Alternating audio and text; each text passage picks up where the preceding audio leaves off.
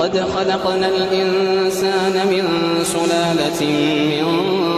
طين ثم جعلناه نطفة في قرار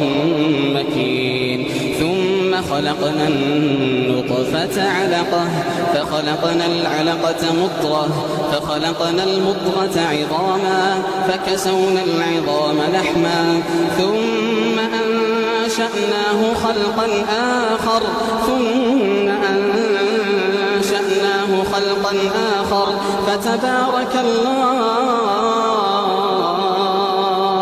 فتبارك الله أحسن الخالقين ثم إنكم